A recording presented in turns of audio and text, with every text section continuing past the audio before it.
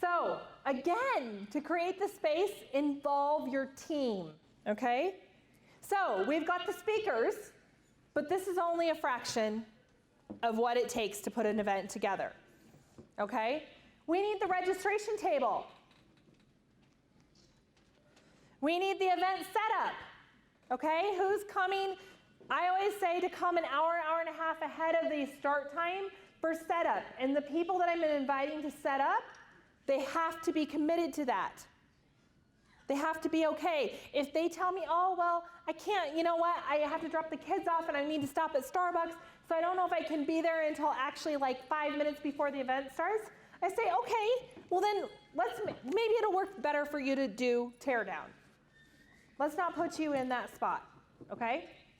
And so get people involved. If you're doing a large event like this, I invite, maybe I'm pulling in elites or premiers. Maybe it's somebody that's not ready quite to take the stage, but I want them to feel part of it. There's my team members in this room that they rock my registration tables at every single event. I have 2 sisters that come and they're always an hour early. I'm barely there and they're coming in. And so finally I said to them, would you 2 like to be in charge of registration table from now on? And they giggled with delight that I had asked them to do that, okay?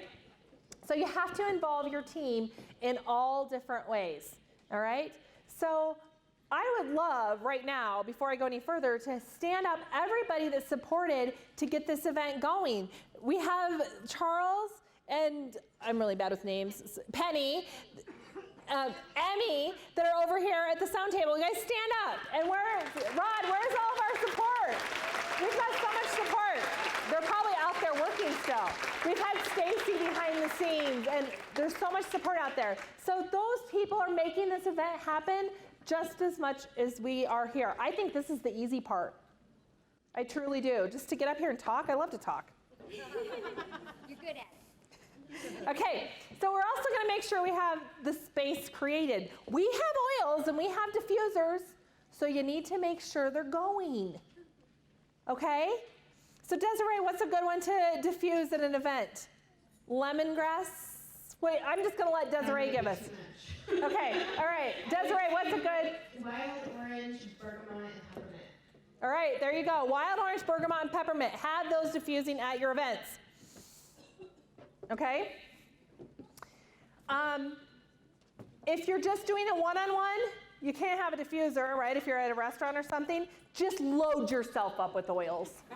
And then we should be doing that everywhere we go, because people will be like, you smell so good. Do you know how many people, I had a bottle of geranium leak in my purse, like a half a bottle of geranium. I've been walking around smelling like a floral bouquet for the last couple days, but I have had a lot of people say, what is that smell? Have a little bit of display. If you're doing larger events, if you're doing one in your home, you might not need a banner, but if you're doing one in your home, at least make sure you have your diffuser going. You've got this pump of On Guard hand soap in your bathroom and at the kitchen sink. Just those are super little simple ones to do. If you go and do an event at somebody's home, I love to give my hostess a foaming hand wash that for the event she can put it at her sink and then she gets to keep it. All right, like to fill one of those, it's not very expensive, right? So just put that, that's a nice gift, and then she gets the hand soap. Okay, so that's something that you can have. You don't have to have a lot of display. Maybe you just have some water out with lemon. Or here, maybe you have water. If you're doing a larger event, put a couple bottles of lemon out by the water stations. Remember, if you're doing a large event in a space like this that you're charging for, that's another reason you're charging. You're making this event really, really beautiful. Okay? You can have some light music going in the background. I love to put some stuff on. Be ready for guests at least 30 minutes before they arrive. I actually like to go to an hour. So that means that if you're planning the event, you need to be there like 2 hours before the event to make sure the stage is set. If you're going to somebody's home or if you have an event at your home, you make sure that you are ready to go 30 minutes before your guests arrive. Okay? Because I want you to think of this.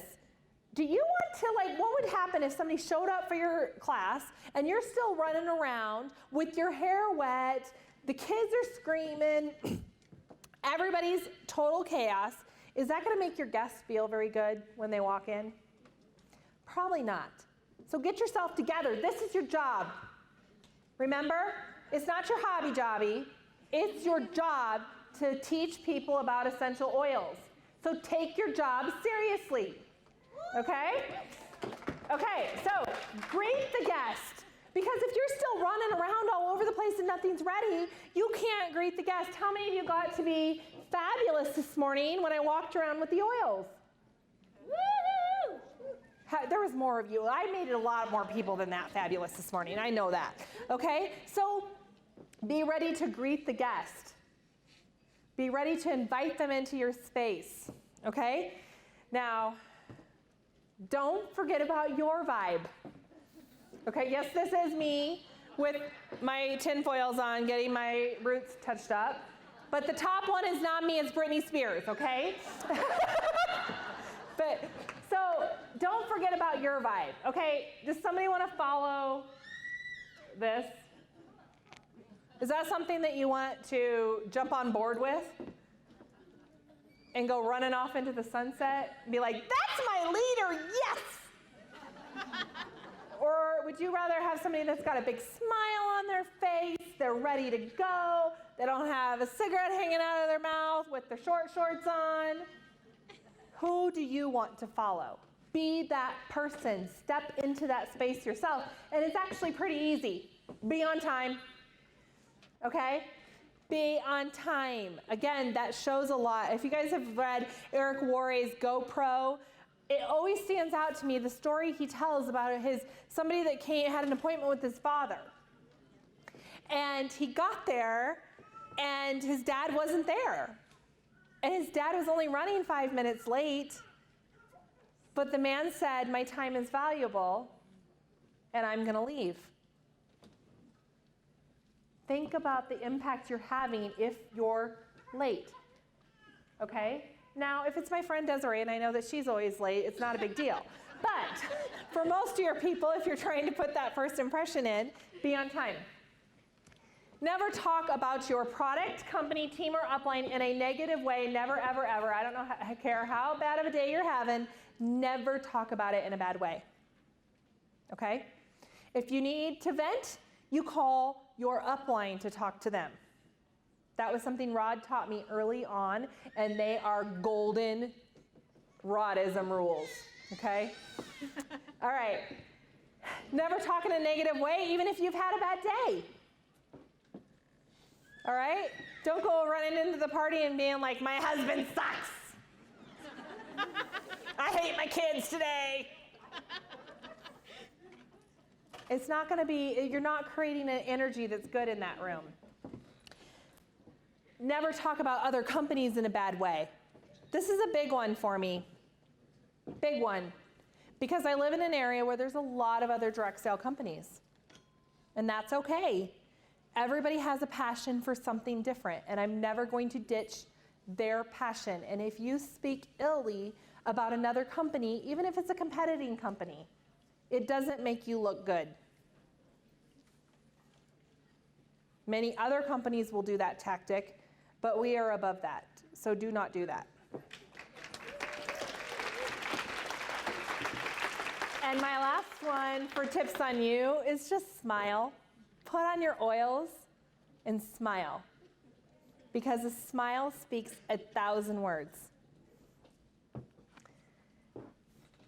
I actually went to a presentation by Justin Harrison, and he said this: 100% of the people will have already made the decision to purchase oils from you before the class even starts. So if they walk into a hot mess, they're probably not going to be purchasing from you. And they might go down to Sally down the street, who's not a hot mess, who had a smile on her face. Even if you are somebody that has all of your stuff together,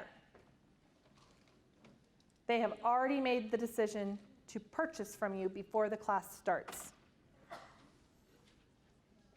Walking in today, you probably had already made the decision by the time you walked in and you came into this environment if you were going to open your mind up to learn, and if you would have come into a crappy situation with chaos going all over the place, you probably would have been like, that edge training sucked.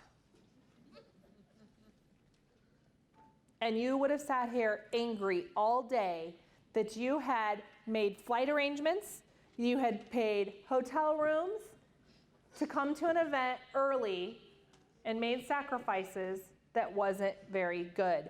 But you walked into something different. And we get to celebrate that. So remember this. Your smile is your logo. Your personality is your business card. How you leave others feeling after having an experience with you becomes your trademark. And this, my dears, does not have to wait to happen until you are blue or presidential diamond. This happens before you even start to share doTERRA.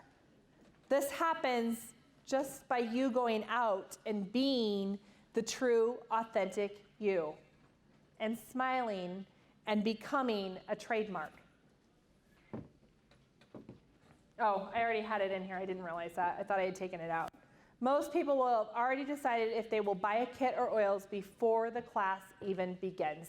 For how many of you do you think that was true? That space that you walked into made or broke your decision. So, wrapping it up, when you get to the end of an event, it's not over yet. There's still more that you need to do. Okay? Create a call to action. Today, we're going to end with Rod talking, and I know he has got a big call to action for all of you. And if not, he just snuck out to write it. Announce the next event. I think it's Eric Worre that also says the purpose of an event is to start promoting the next event. So I'm going to promote the next event. Tonight, is it right here that we have it? Tonight, right here, we have some tax education and money tips. Tomorrow, we have the Edge Boot Camp. I think it's sold out, but it's tomorrow, okay? There's always the next event. We have the doTERRA convention starting on Thursday. We've got street parties. We've got gala.